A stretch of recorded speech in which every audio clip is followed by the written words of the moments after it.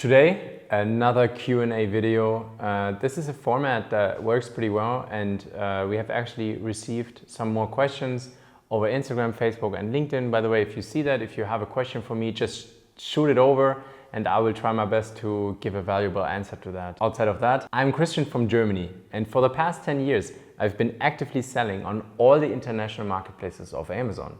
I've built and sold multiple 8-figure brands. And this channel is all about sharing informations and insights from seller to seller. And let's start with today's Q&A. All right, first question is, how should my FBA brand look like when I want to exit now? So if we talk about these exits, we really have to talk about what kind of buyer do you want to address with your exit proposal or the brand that you want to put to market, and also what kind of price you want to get, and actually how large your brand is, how it's actually positioned. But I am actually quite convinced that there's always a market for your FBA brand, at least if it's profitable. So I would not try to sell a brand that is not profitable. It has no value, sorry to say that, but you should be profitable. And then you should ask yourself, okay, how big is the business that you're operating? How many employees do you have? How diversified are you? But let's start at the lowest tier. You might be alone and do 5K in monthly profit. You can actually offer your business on a platform like Flipper, and there might be another, solo entrepreneur looking for his next venture and actually buy this business from you. You cannot expect that much money, I guess. I don't really know the multiples in this area, but I would assume you might get 1 to 2 times your yearly EBITDA, which is basically zero if you live off that 5K in profit. But I'm not too sure about that. Then let's say you have created a $1 million business, maybe 1 to 3 million, and it's profitable, etc. But you're a single market, not very well diversified, and you are also only Amazon. You can also sell this brand. Here you're actually addressing a different kind of buyer, maybe someone that has more money but also wants to purchase the next business that he wants to operate. And then if you have a larger brand, right, if you are doing multi-million-dollar revenues and you have real EBITDA, maybe small team, etc., you actually also address different buyers. And also, if you want to have maximum value for this brand and you want to optimize for that, obviously you want to not sell right now, but you want to say, okay, I would like to sell in 24 months, and you're actually preparing for that. Maximum value you can get through diversification inside of Amazon, diversification on international Amazon platforms, even more diversified through different sales channels, bigger business, more EBITDA, more people, middle management. You're not doing everything inside of the brand, etc. Then you can really accelerate the valuation of your business. I guess, long story short, you can pretty much sell every profitable FBA brand, but if you want to maximize your equity value and the money that you can get in an exit, try to build a really great business, a profitable business, have a great team, and actually try to not do everything yourself, try to diversify, and then you will get a great exit. What are you actually doing all day in your FBA brands as the founder? Yeah, so I guess there's different levels to that, but as the founder and as the top management of a company, the unfortunate part, or the value that you give to the business at some point when you grow larger, is actually you get all the shit. Okay, so whatever breaks, whatever does not work, hard conversations with partners, conflicts with manufacturers in Asia, I don't know, someone screwed us over in the supply chain, import issues, whatever there is, actually all the shit that happens in the day-to-day comes to my desk, okay? And so I have to deal with a lot of stressful things, a lot of things that are not working, and I have to find solutions for that. There's no excuse for the founder or the top management of a company. You have to make things work that do not work. And so this is the main focus, really trying to see where can I support my team, where can I really drive progress when they hit a wall or whatever.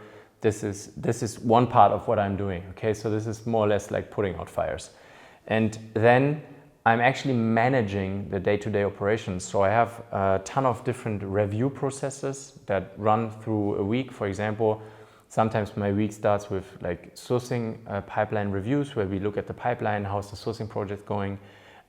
Then I might have advertising reviews where I look at all the advertising activities, try to understand, okay, where we are, shift budgets, whatever.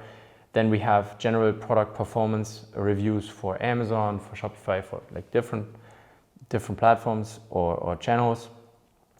Then we have financial reviews.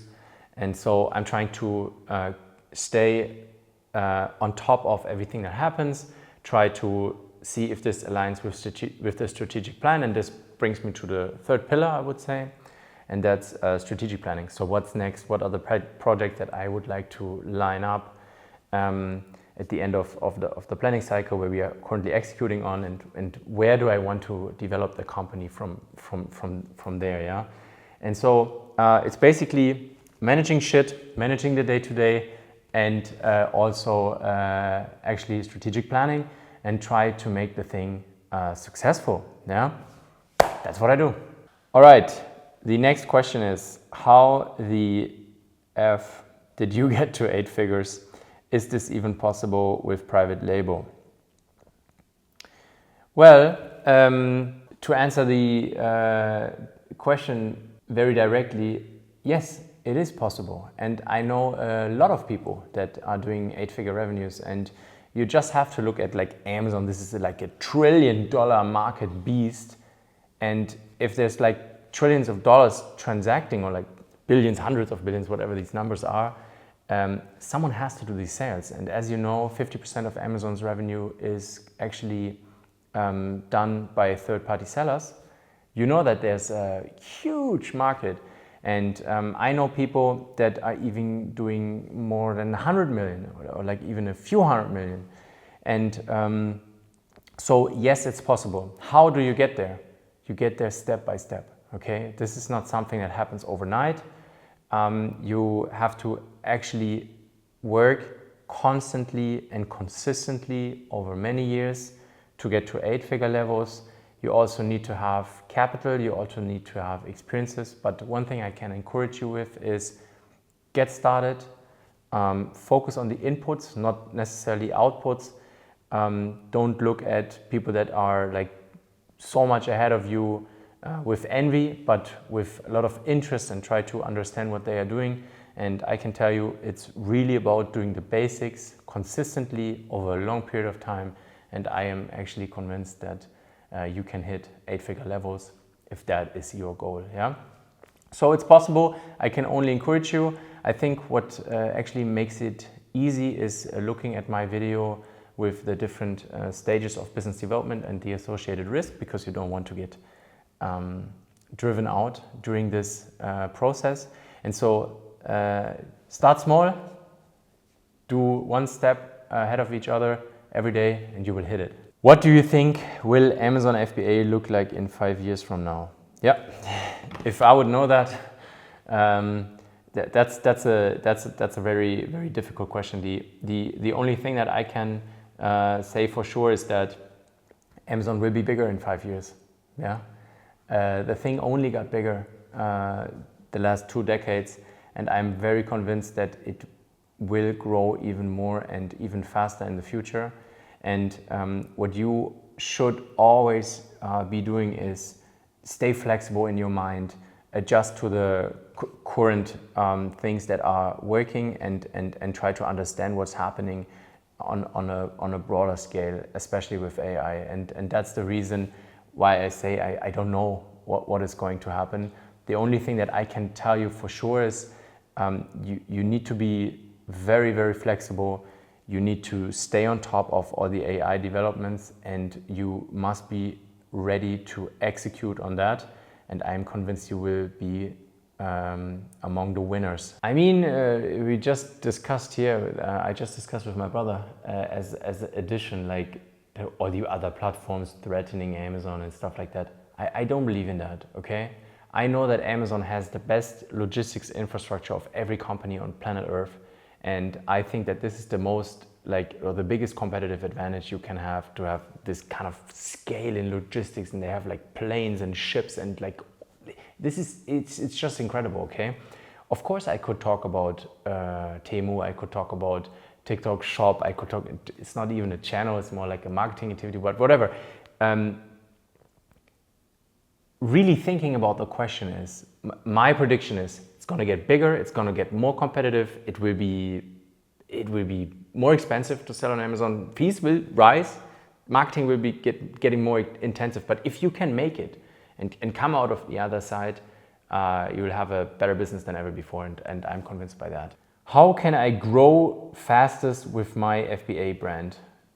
Focus on your strengths, build a great portfolio. Don't be stupid with marketing expenses. Try to have the consumer in mind first. Get great reviews. Try to stand out in the marketplace. And then internationalize what is working in one country. So if things are working for you in the United States, you're doing a couple of millions of revenue there, and you have a validated portfolio, so your supply chain works, you have great reviews, and everything is working really good on this kind of level, internationalize in all other marketplaces. It will actually hedge your risk by a lot. You will diversify. You will add a lot to your business valuation, and you will make more money. Yeah, you will double. We always see like roughly a double in profit when you expand to Europe, for example, and then just keep pushing and do all of that. Yeah, so always expand product portfolio. Always expand in new markets on Amazon, and when you hit a threshold on Amazon, when you cannot grow any further, diversify in channels, and there's really no limit for you. And but there's no fancy way, or I mean, sometimes you hear founders and you see brands that are really achieving outstanding results with some strategy or something like that. You might find something like that. So keep testing during your growth period. Keep iterating, try different things, but always stick to the basics. Yeah, don't get into too many shiny objects. Try to stick to the basics, and I'm sure you can grow quite fast. And as you know, I am a big proponent of internationalizing your brand for all the benefits that we are talking about on this channel.